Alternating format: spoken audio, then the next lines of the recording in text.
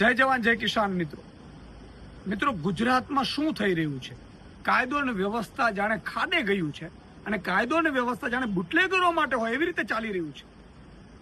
આમ આદમી પાર્ટીના પૂર્વ કચ્છ પ્રમુખ અને જાંબાજ લેડી કાયનાતબેન અંસારી કે જેમણે વર્ષોથી સમાજ સેવા કરી રહ્યા છે, વર્ષોથી લોકોનો અવાજ ઉઠાવી રહ્યા છે અને પ્રતિષ્ઠિત ડોક્ટર છે, એમણે લોકોની માંગણીને લઈને દારૂ જ્યાં અડ્ડા ચાલતા હતા તે જનતા રેડ કરી.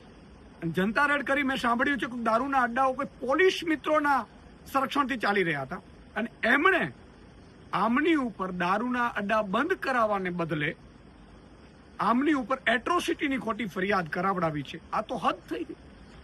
ગુજરાતમાં બહેનો ઉપર, પ્રતિષ્ઠિત નાગરિકો ઉપર જો જનતાનો અવાજ ઉઠાવશે એના ઉપર ખોટી એટ્રોસિટીની ફરિયાદ કરાવશું?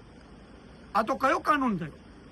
આજે ગુજરાતમાં ખરેખર બિહારથી પણ બદતર હાલત કાનૂન વ્યવસ્થાની થઈ ગઈ છે અને એસપી ને રેન્જ આઈજી શું કરી રહ્યા છે?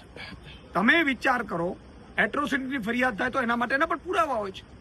જ્યારે એટ્રોસિટી માટે તમે જે કાયદાનો દલિત સમાજને એક રક્ષણ મળી રહ્યું છે એનો આ કેટલાક અધિકારીઓ અને કેટલાક મળેલા લોકો બુટલેગરો સાથે આટલું મોટું ષડયંત્ર કરાવડાવશે? આ તો હદ થઈ ગઈ. કાયનાતબેન અંસારી ને ખોટી રીતે ફસાવવામાં આવી છે. આમ આદમી પાર્ટી એનો સખ્ત શબ્દોમાં વિરોધ કરી રહી છે અને આ મામલે આમ આદમી પાર્ટી લડી રહેશે અને લોકોને પણ અમે કહીએ છીએ કે જનતા રેડ, દારૂના અડ્ડા ઉપર જનતા રેડ, હવે કચ્છમાં એક દારૂના અડ્ડા ઉપર જનતા રેડ આમ આદમી પાર્ટી કરશે.